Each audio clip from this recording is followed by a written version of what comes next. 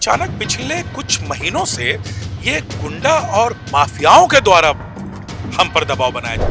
कब से ये सब ये 6 महीने से करीब ऊपर हो गया चल रहा है। यही दे रही है कि आप दुकान खाली कीजिए। कैसे हम मान लें आपकी बात कि आपको धमकाया जा रहा है, गुंडे भेजे जा रहे हैं, माफियाओं के जरिए आप लोगों को धमकाया जा रहा है? सबूत तो मैं आपको वो बताता हूँ कि पहली बात तो ये भूमि जो है वो बिहार सरकार की संपत्ति है। सरकार की जमीन है तो ये लोग कैसे खाली करवा? अब यही तो हमारा प्रश्न है। सम्राट चौधरी से मुलाकात की, विजय कुमार सिन्हा से मिलने हम लोग पूरी कोशिश कर रहे हैं। सर से हमारी गुजारिश होगी कि सर इस पे फैसला करें। वो कहती है कि आप लोग घुसपैठिया हैं, आप लोग दुकानदार आप नहीं रहे। धमकी मिल रही है। जी धमकी मिल रही है। क्या बोला जाता है? कि आप दुकान खाली कीजिए। नहीं तो मतलब है कि आपको दुकान खाली करके यहाँ से आप घुसपैठिया हैं। आमरण अनशन करें, समझते हैं आमरण अनशन का मतलब हाँ। समझते हैं। ना खाना ना पीना। नमस्कार, हमारा नाम है समरीन और आपने देखना शुरू कर दिया है लाइव सिटीज। देखिए, कहा जाता है कि सच परेशान जरूर होता है लेकिन सच पराजित नहीं होता है। न्याय मिलने में देरी जरूर होती है लेकिन न्याय मिलकर ही रहता है। और आपको हम बता दें कि इस वक्त लाइव सिटीज की मौजूदगी पटना मार्केट में है और बड़ी बात यह है कि यहाँ के दुकानदार काफी परेशान हैं। अपनी पीड़ा बता रहे हैं, अपनी तकलीफ बता रहे हैं और बता रहे हैं कि हम कितने बेबस हैं। तो ऐसे में अब सवाल पूछा जा रहा है कि आखिर ऐसा क्या कुछ हो गया है कि यहाँ के दुकानदार इतना बेबस महसूस कर रहे हैं। सब कुछ हम आपको तफसील के साथ इस वीडियो में बताएंगे। तो आइए फिर बिना देरी के सीधी बातचीत इनसे ही करते हैं। क्या हो गया है? शक्ल से ही परेशान नजर आ रहा है। परेशान है कि हमें 6 महीने से हमारी जो इमाम परिवार जो यहाँ के हैं प्रीवियस लैंडलॉर्ड, ये हम लोग को बहुत परेशान कर रही हैं। परेशान कर रहे हैं? परेशान ऐसा कर रही हैं कि बाउंसर लेके आती हैं, झूठे एफआईआर हम लोग पे दर्ज करवाती हैं हाँ। कि मेरी इज्जत पे इन लोगों ने छेड़खानी की है। जो हम लोग 61-62 साल मेरी उम्र हो गई और भी जो हमारे 3 लोग हैं उनकी भी उम्र करीब करीब 60 के करीब है और सबको कहती हैं कि छेड़खानी करते हैं। हम लोग गिरते पड़ते यहाँ से भागे हैं, मतलब थाना में एफआईआर कर दी। हम लोग इतना परेशान है कि इस उम्र में अब आप एफआईआर हमारे ऊपर कर रही हैं, हमारी इज्जत जा रही है। बहुत परेशान है हम लोग। कब से ये सब चल रहा है? ये 6 महीने से करीब ऊपर हो गया चल रहा है। 6 महीने से ऊपर 6 महीने से ये यही दे रही हैं कि आप दुकान खाली कीजिए और अब हम यहाँ पर जो है अपना मॉल बनाएंगे या जो मर्जी करेंगे। अब वो बेचना चाह रही है यहाँ की जमीन को, बेचना चाह रही हैं। अच्छा, हमने देखा कि कुछ देर पहले आप लोगों ने बाज़ाब्ता प्रेस कॉन्फ्रेंस भी की और आप बहुत कुछ बोल रहे थे। क्या कह रहे थे आप? दरअसल जी जी। दरअसल देखिए, यहाँ पे ये जो पटना मार्केट आप देख रहे हैं ये काफी पुराना मार्केट है और काफी प्रतिष्ठित मार्केट है। यहाँ पे हम सभी लोग पिछले 40-50 वर्षों से तीसरी पीढ़ी यहाँ पे काम कर रही है और बड़े इज्जत के साथ हम लोग यहाँ पे काम कर रहे हैं। हमारे बच्चों की परवरिश, हमारे परिवार का पालन पोषण यहाँ पे हो रहा है। अब यहाँ पे सवाल सीधे हमारी आजीविका से जुड़ गया। अगर यहाँ पे हमको हटा दिया जाएगा, उजाड़ दिया जाएगा, तो हम अपने परिवार को लेकर के कहाँ जाएंगे? और हमसे सिर्फ हमारी बात नहीं है, यहाँ पे 200 दुकानदार, अगर एक दुकानदार के साथ 5 लोग भी पलते हैं तो 1000 लोग, हर दुकान में 2 स्टाफ। वो हम समझ रहे हैं। मसला हमको बताइए कि मसला क्या है? मसला ये है कि अचानक से पिछले 4-5 वर्षों से तो दबाव बनाया जा रहा है कि दुकान खाली कर दो, खाली कर दो, खाली कर दो, खाली कर दो। अचानक पिछले कुछ महीनों से ये गुंडा और माफियाओं के द्वारा हम पर दबाव बनाया जा क्या रहा है। बात कर रहे हैं? जी, गुंडा और माफियाओं के द्वारा दबाव बनाया जा रहा है। कैसे हम मान लें आपकी बात कि आपको धमकाया जा रहा है, गुंडे भेजे जा रहे हैं, माफियाओं के जरिए आप लोगों को धमकाया जा रहा है? कुछ सबूत चाहिए होता है। सबूत है? बिल्कुल आप बड़ा बड़ा आरोप तो लगा रहे हैं। बिल्कुल आपने सही कहा।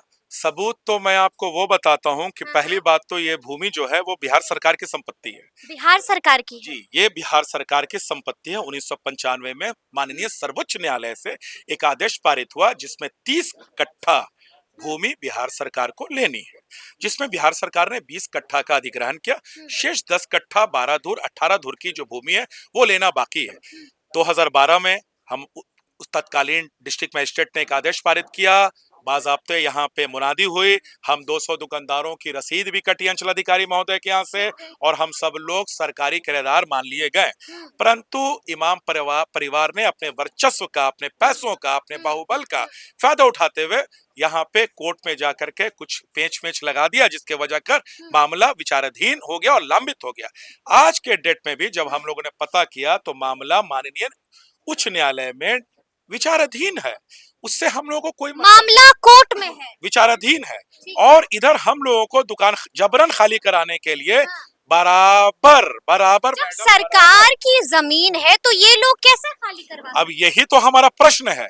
हम अपनी सुरक्षा के लिए इतने परेशान हैं कि हम लोग माननीय सीनियर एसपी महोदय के यहाँ भी एक आवेदन दे दिया है, माननीय डीएम से भी मिले हम लोग, एडीएम महोदय से मिले हम लोग, वहां से सीओ साहब के यहाँ भी हम लोगों का एक एप्लीकेशन गया कि क्या हो रहा है यहाँ पे। अब हम लोग कुछ नहीं चाहते, हम लोग दुकानदार हैं, ना हम लोग लड़ना जानते हैं ना झगड़ना चाहते हैं, हम लोग सीधे सीधे व्यापारी हैं। हम जानते हैं कि वे व्यापार करना है और अपने परिवार का। मुख्यमंत्री को पत्र लिखा, सम्राट चौधरी से मुलाकात की, विजय कुमार सिन्हा से मिलने की हम लोग पूरी कोशिश कर रहे हैं कि श्री सम्राट चौधरी सर से मिले। बहुत ही बेहतरीन आदमी है वो, बहुत ही बेहतरीन मंत्री हैं वो। हम लोग पूरी कोशिश कर रहे हैं कि श्री विजय सिन्हा जी से मिले, बहुत ही बेहतरीन मंत्री, राजस्व एवं भूमि सुधार मंत्री हैं विजय कुमार सिन्हा। एक्शन में है विजय सर, अभी एक्शन में है। जी। सर से हमारी गुजारिश होगी कि सर इस पे फैसला करें, सर इस पे फैसला करें। पत्र लिखा आप लोगों ने? हम लोग तो डीएम के यहाँ गए, हमारी पहुंच डीएम तक थी तो हम लोग डीएम के यहाँ गए, डीएम साहब से मिले। बड़े अच्छे से डीएम साहब ने हम लोग की बात सुनी। एक्चुअली डीएम साहब नहीं तो एडीएम साहब ने सुनी, बड़े अच्छे से सुनी। बहुत अच्छा लगा कि इतनी इज्जत मिली वहां पे। और हम लोग को बोला गया कि आप लोग सीओ सदर से मिलिए। सीओ सदर से मिलिए कहा गया है। देखिए, हमने आपको बताया है कि किस तरह से ये तमाम लोग यहाँ पर बैठे हुए और काफी बेबस हैं। क्या हो गया है भाई, क्या हो गया है? मैडम क्या कहेंगे, हम लोग की सारी रोजी रोटी यहीं से चलती आ रही है। हम अभी यहाँ तीसरा जनरेशन है। मेरे दादा ने यहाँ पे जब दुकान ली थी उस समय मोटा पैसा, उस समय यहाँ पगड़ी चलता था। तो उस समय के दौरान का अगर आप मैडम माने कि 50 साल के दौरान पहले का अगर किसी ने 1.5-2 लाख रुपए दे रखा होगा तो आज के डेट में उसका क्या वैल्यू होगा। आज हमें सीधे बोल दिया जा रहा है कि आप यहाँ पे आकर के बस ऐसे ही जम गए हैं, आप लोगों ने नाजायज कब्जा किया हुआ है, कुछ भी किया हुआ है। आप ही बताएं मैडम कि अगर उस पैसे का अगर मेरे बाप दादा ने कुछ संपत्ति ले रखी होती, जमीन खरीदी होती, तो आज उसका जो वैल्यू होता। यहाँ तो हम लोग सीधे निकाल फेंके जा रहे हैं और हम लोगों ने पूरा समय यहाँ दिया है, निकाल फेंका जा रहा है। बड़ी बड़ी बातें कह रहे हैं आप। मैडम ऐसा ही हो रहा है। कहाँ जाइएगा? जिन लोगों को हम लोग जानते भी नहीं है वो आकर के सामने बोलते हैं कि भाई तुमको बद से बदतर हालत कर देंगे, यहाँ पे खाली करके जाओ। यानी कि आप लोगों को धमकी भी मिल रही है। धमकी भी मिल रही है, धमकी दिया जा रहा है। ये हमने यहाँ 35 साल से दुकान किए हुए हैं। हाँ। हमारे मतलब माँ के नाम था, हमारे माँ के नाम के बाद हमें धमकी मिल रही है। जी धमकी मिल रही है क्या बोला जाता है? कि आप दुकान खाली कीजिए, नहीं तो मतलब है कि आपको दुकान खाली करके यहाँ से आप घुसपैठिया हैं। अच्छा, ये घुसपैठिया है और थाने ये तो बोला जाता है ना कि आप दुकान खाली कीजिए, आप कह रहे हैं धमकी। जाते उसका लेटर आया हुआ घुसपैठिया का, घुसपैठिया आप लोग हैं, आप लोग दुकान खाली करके हटिए यहाँ से। दुकान खाली कीजिए। जी कागज है आप लोगों के पास? जी हाँ, घुसपैठिया कागज आया हुआ है। हमारे पास कागज है, हाँ, हमारे कागज है? जी जी एकदम बस ऐसे ही आप लोग बैठ गए? नहीं, आप लोगों को प्रूफ दिया जाएगा, आप लोगों को सब चीज का फोटोकॉपी दिया जाएगा, आप लोग उस पे शो कर सकते हैं, आप लोग दिखा सकते हैं। दिखा सकते हैं, कागज भी है आप लोगों के पास, है ना कागज? बिल्कुल बिल्कुल पूरा कागज रास्ते हम लोग को। हाँ?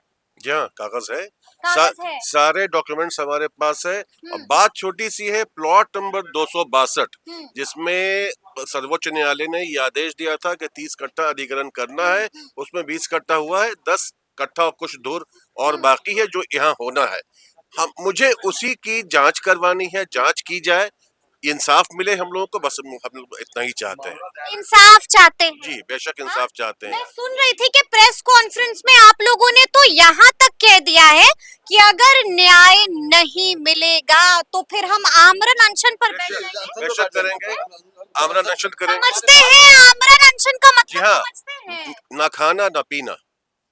तो फिर क्या होगा? हम लोग का रोजी रोटी यही ये- चल रहा अपनी उम्र देख रहे हैं आप लोग? जी हाँ देख रहा हूँ, बाल बच्चे भी हैं, सभी को देख रहा हूँ। ये सरकार को सोचना है कि क्या करना है। क्या करना है, सरकार को सोचना है।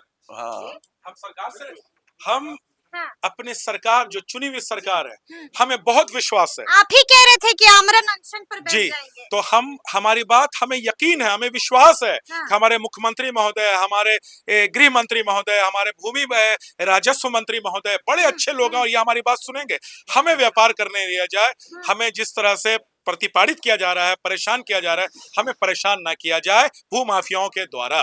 बस हम भूमाफियाओं के द्वारा परेशान नहीं किया जाए, हम ये चाहते हैं। हमें परेशान नहीं किया जाए। और देखिए, आपने देखा है कि वाकई में ये लोग कितना परेशान हैं और कितना बेबस महसूस कर रहे हैं। साफ साफ कह रहे हैं कि हम सिर्फ दुकानदार नहीं है, हमारा पूरा का पूरा परिवार भी है। तो देखिए, यहाँ पर समझना होगा। जी बताइए। परेशान तो मैम हम लोग को बहुत ज्यादा किया जा रहा है। आए दिन रोज परेशान हम लोग की बढ़ती जा रही है, रोज पर रोज परेशानी बहुत बढ़ती जा रही है।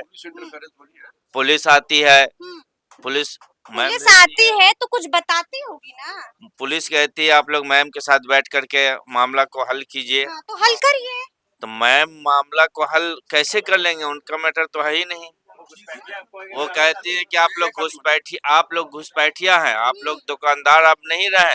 अरे पुलिस प्रेशर दे रही है इनको कि आप वैकेट कराइए, इन्फ्लुएंसिव पर्सन। चाहते क्या है, मांग बताइए झटपट जी, झटपट। हम लोगों की मांग है, देखिए हम लोगों ने बहुत ही कि हमारी ये जो मांगे हैं, ये मांग मैं आपको बता दूं जी। कि ये जो भूमि है उसकी निष्पक्ष जांच हो जाए, हाँ हाँ। दुकानदारों पर दूध का दूध, पानी का का पानी हो जाए, और दुकानदारों पर डर नहीं ना लग रहा है? दूध का दूध, पानी का पानी कह रहे हैं। क्यों डर लगेगा भाई, क्यों डर लगेगा, क्यों डर लगेगा? हमारा काम है कि सच बोले, सत्यमेव जयते। और हमें हमारी सरकार पर पूरा भरोसा है। चलिए, ये पहली मांग हुई। दूसरी मांग बताइए। दुकानदारों पर हो रहे दबाव और उत्पीड़न को तत्काल रोका जाए, झूठे मुकदमे और धमकियों से सुरक्षा प्रदान की जाए, और जब तक निर्णय ना हो, यथास्थिति में ये लोग ना आए हमारे पास। सरकार जो निर्णय लेगी, माननीय न्यायालय जो निर्णय लेगा, हमें उनका न्याय पसंद है, हम उनके न्याय के साथ रहेंगे।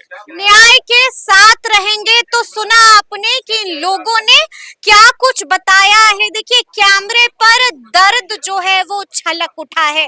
क्या कुछ बता रहे हैं, कितना बेबस हैं, ये आप देख चुके हैं। तो अब देखना होगा कि आगे आगे क्या क्या होता है। इन्हें ऐसे ही झटका लगेगा या फिर राहत मिलेगी, ये तो अब आने वाला वक्त ही बताएगा। हमें जी, अपने जान का पूरा खतरा है हम सभी दुकानदारों को, चलिए, खास चलिए। तौर पर जो मीना बाजार, पटना मार्केट दुकानदार एसोसिएशन बना है।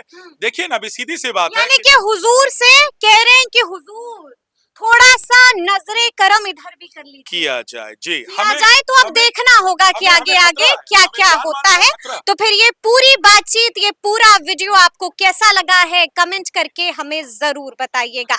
तो ऐसे तमाम अपडेट्स के लिए बिल्कुल ऐसे ही हमारे साथ बने रहिएगा और देखते रहिएगा लाइव सिटीज। बहुत शुक्रिया।